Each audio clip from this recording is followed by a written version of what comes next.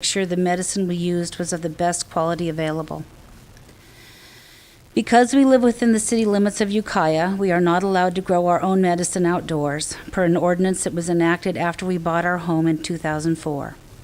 Because we are older people, in a small house, we chose not to grow indoors and invite a home invasion harvest by those that would victimize us.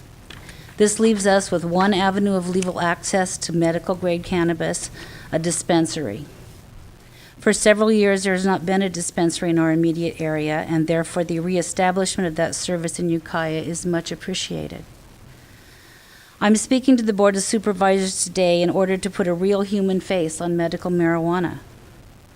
This is not the face of a criminal. This is the face of a regular person, a citizen of Mendocino County. I work, I pay taxes. Our family moved here in 2001 so I could medicate legally. Please preserve my right to safe access to the drug that gives me the most relief with the least side effects. Please don't send me out to stand in the middle of Laws Avenue to find my medicine. Thank you. Thank you, Ms. Johnson. A question, I believe. Supervisor Dover? Thank you. Thank you, Ms. Johnson. And if you don't want to answer, that's fine, but can I ask where you moved from? I moved here from Colorado. Although I was born and raised in California, I lived in Colorado for 20 years. Thank you. Thank you. Thank you. Gregory Dean, followed by Paula Dieter.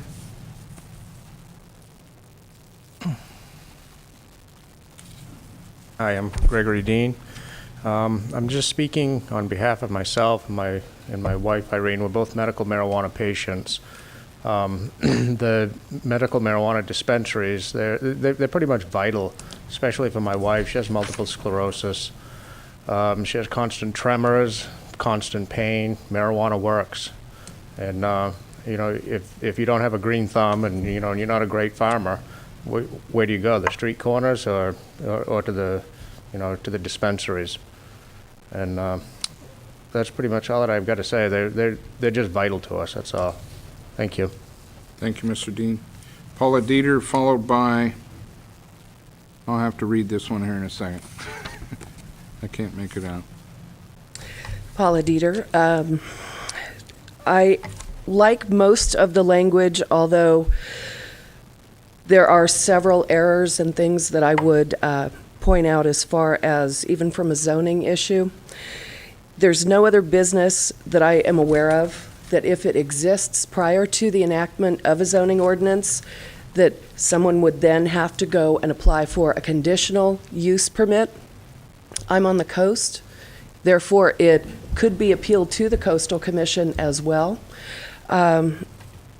Several of these things, as far as keeping records of independent contractors, I believe Mr. Colfax had a good point as far as, wouldn't that be a violation of the Fifth Amendment for self-incrimination? As far as having 20 patients a day or having only people from Mendocino County, it's similar to if you run out of a prescription drug and you happen to be in San Francisco, you go into a Long's or Rite Aid.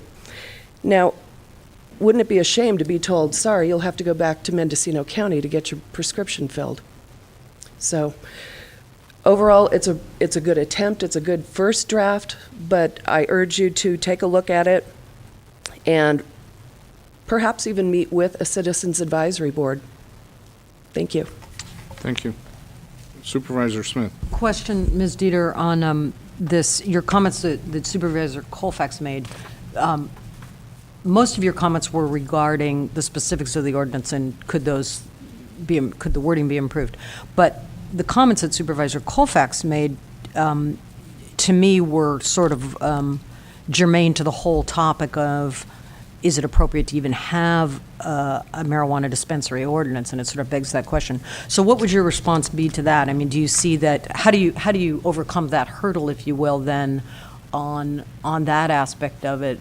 Do you recommend doing so or not? Well, it's neither fish nor fowl, so to speak, so that I do agree with having it in a zoning aspect similar to a health food store, some medical use, a pharmacy, liquor store, something like that.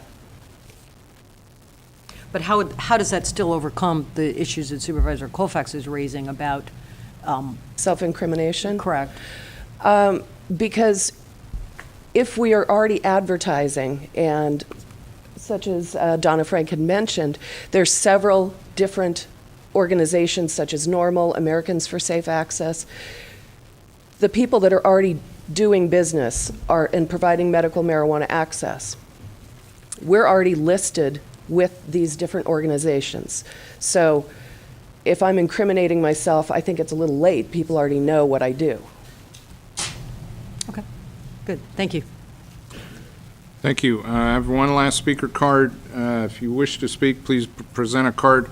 I believe it's either Dre Well or One Well. Dean Wilkins. I'm sorry, Dean. Close enough. I don't really have a lot to say.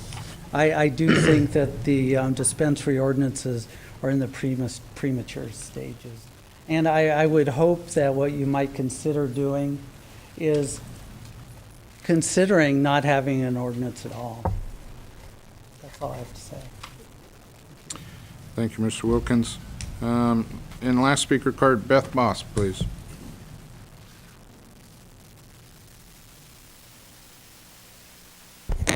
Supervisor Pinches, this is just another cultivation ordinance. This is what, your third or fourth? Medical marijuana dispensary is defined. It means any facility or location where medical marijuana is made available or distributed to two or more of the following, and that includes qualified patients. So what we're doing is we're defining hundreds of medical marijuana providers in this county who are providing medical marijuana for more than 2 patients as a dispensary, and then asking them to abide by everything else in here. It's another cultivation ordinance, another attempted prohibition, and it's pretty schizophrenic. It starts out by saying that nothing in this chapter shall be deemed to conflict with the federal law as contained in the Controlled Substances Act, 21 U.S.C. Section 841. How can you say that? It's in direct conflict to federal law. How did that crawl in there? Why aren't you listening to the people like the woman who came here from Talmadge and said, give me some reasonable setbacks. Tell the person next to me who's growing medical marijuana that he has to do certain things so that his guard dogs can't get away. There are all kinds of things that you can do in the planning process to address the problems that citizens in this county are having with people who are growing medical marijuana to provide others.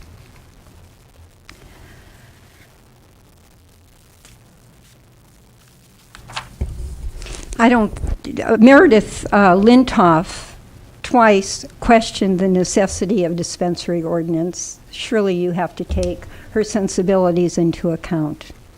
The first paragraph of this dispensary ordinance, and I suspect the one that bans dispensaries altogether, talks about promoting the health, safety, and morals of residences of this county. Mr. Delbar needs to know that the thing that is most likely to challenge the moral compass of his own daughter is not the medical marijuana provider down the road from you all, but the fact that her father tires of her mother, takes off with another woman who is a young county worker who's dismissed Ms. Boss, by you her are way out of supervisor. line and way out of order, This ma'am. is public comment, Mr. and it's not out of order. I'm Ms. Boss, you are addressing morals. way out of order, ma'am. Who's dismissed by Way her out of order. immediate supervisor, Ms. and then Boss. a week later